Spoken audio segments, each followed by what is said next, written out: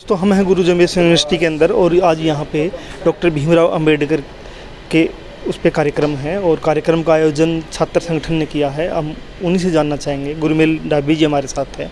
नमस्कार सर। नमस्कार। तो सर एक बार तो आप अपने संगठन का नाम बता दीजिए जो अपने संगठन में काम करते हो। Student council for educational reforms संगठन में मैं नेशनल जनरल सेक्रेटरी हूँ और इसी संगठन के बैनर के तले हम लोग आज बाबा साहब की जयंती को हम मना रहे हैं, सेलिब्रेट कर रहे हैं। इसमें मुख्य तौर पर जो है मुख्य अतिथि हमारे यूनिवर्सिटी के कुल सचिव रजिस्ट्रार साहब रहेंगे और इस कार्यक्रम की अध्यक्षता Ambedkar professor association of Haryana के अध्यक्ष श्री प्रोफेसर सुशील वैद्य जी करेंगे और इस कार्यक्रम में वक्ता के तौर पर जो है डॉक्टर राजकुमार माला जी जो डिनोटिफाइड एंड नोमैडिक ट्राइब्स के विशेषज्ञ हैं। अलग अलग हैं। तो मैंने उसी दिन से मेरे प्रश्न पैदा हुआ। मैंने घर आके 3 दिन के बाद 4 दिन के मेरे ताऊ जी थे, बुजुर्ग थे। मैंने उनसे पूछा, ताऊ जी ये जो अपने शमशान घाट हैं और ये जनरल कम्युनिटी के जो शमशान घाट हैं ये अलग अलग क्यों है? बोला बेटा ये ऐसा ना, हम थोड़े से हरिजन टाइप से या दलित साहिब से छोटे वर्ग से बेटा इनके शमशान घाट अलग होते हैं। फिर मान दादा ताऊ जी इसमें दिक्कत क्या है? क्या मुर्दे लोग भी जातिवाद करते हैं क्या? तो उस ताऊ ने आज तक जवाब नहीं है। वो ताऊ ने मुझे कहा था, बेटा तूने तो एक क्वेश्चन मुझसे पूछा है, मैं तुझे तो ऐसा देखना चाहता हूं कि तू मुझे इसी क्वेश्चन का जवाब दे। साथियों, मैंने उस क्वेश्चन का जवाब इस मिशन को, मूवमेंट को, बाबा साहब की थ्योरी को, महात्मा ज्योतिबा फुले और स्वामी नायकर बाबा गाड़ के महाराज और जब मान्यवर साहब काशीराम जी डी के खाबड़ा और माता दीनाबाना वाल्मीकि जी को पढ़ते हुए साथी मैंने जब इस मूवमेंट को पढ़ा तो उनको जवाब देने का भी काम किया। साथी बाबा साहब ने सिर्फ 6 ही आर्टिकल शेड्यूल कास्ट और बैकवर्ड क्लास शेड्यूल ट्राइब के लिए लिखे हैं, बाकी 390 आर्टिकल किसी के लिए लिखे हैं? बताओ।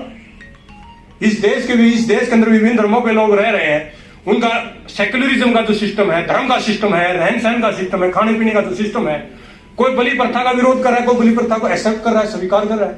वो संविधान में लेकर बाबा साहब की देन है। चाहे वो महिला की राइट की बात करो, चाहे वो बिजली की बात करें, चाहे वो फंडामेंटल राइट की बात करें, चाहे वो आप किसी भी, हम जो आंदोलनों की बात करते हैं, पीछे आपने इस देश का सबसे बड़ा आंदोलन जो किसान आंदोलन जो आपने सुना था, उसमें इस देश के माननीय प्रधानमंत्री नरेंद्र मोदी जी स्वीकार करते हैं संघर्ष की बेला को और संघर्ष की जीत के नाते इस जनता को जनार्दन मानते हुए स्वीकार करते। जो अमेंडमेंट पार्लियामेंट में होने के बाद भी बिल वापिस होते हैं, वो किसकी देन है? वो संविधान की देन है। साथी जब 1930, 31 और 32 की गोलमेज सम्मेलन को, जब उसके आर्टिकलों को मैंने स्टडी किया, आज से 10 साल पहले जयपुर के अंदर एक सम्मेलन होता है पूरे देश के अंदर एंटी और डीएनटी का, पूरे देश की विमुक्त और घुमंतु जनजातियों का, आदिवासियों का एक सम्मेलन होता है। उसमें एक बहुत बड़े ही विद्वान व्यक्ति ने कहा कि आप बाबा साहब को नमन किया अपने मंच के माध्यम ने।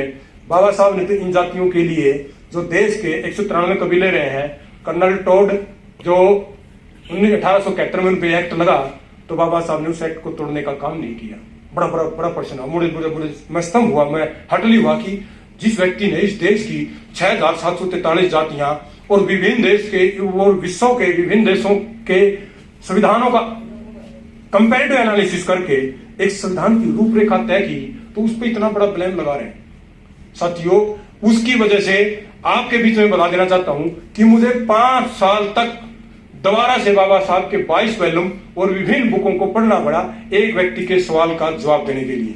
साथियों, आज से 3 साल पहले दिल्ली के अंदर एक सम्मेलन होता है, बहुत बड़ा सम्मेलन। उस व्यक्ति के जो मैंने उस व्यक्ति को जवाब दिया 1 घंटे का समय देके, साथी वो साथी स्तंभ हो गए। और प्रदेश के अंदर नहीं, पूरे देश के अंदर जब कभी भी आप देखोगे विमुक्त और घुमंतु जनजाति आदिवासियों के जब सम्मेलन होते थे, बाबा साहब का चित्र नहीं होता था, वहां सिर्फ बिरसा मुंडा का फोटो होता था, या फिर भील विद्रोह साउथ के, या फिर गोविंदा डोम वगैरह, या फिर डाकू सुल्ताना, विभिन्न ऐसी महापुरुष फाइटर रहे जिनका आप नाम भी नहीं जानते, ऐसे लोगों की जयंतियां बनाते थे, परंतु यहां नहीं था। तो साथियों, बाबा साहब की बदौलत से और इसी विश्वविद्यालय के प्रांगण के माध्यम से हमने जो एक मिशन और मूवमेंट पे जो काम करते, विचारधारा का जो काम किया, आज बाबा साहब और बिरसा मुंडा की जो बाबा साहब के डीएनटी के जो कार्यक्रम होते, बाबा साहब का चित्र मिलता है। देखिए, जाति का विनाश एक बाबा साहब ने पेपर लिखा है, द अलिनेशन ऑफ कास्ट, वो पढ़ लीजिए आप, देखो पता लग जाएगा कि जाति का टूटना बहुत जरूरी है। देश का बहुत बड़ा अवाम लड़ रहा है अपने स्वायत्ता के लिए, चाहे वो नागालैंड में है, मिजोरम में है, छत्तीसगढ़ में है या कश्मीर में है, तो आप उसके पक्ष में खड़े होंगे? देखिए, हम तो अपने देश के पक्ष में खड़े हैं।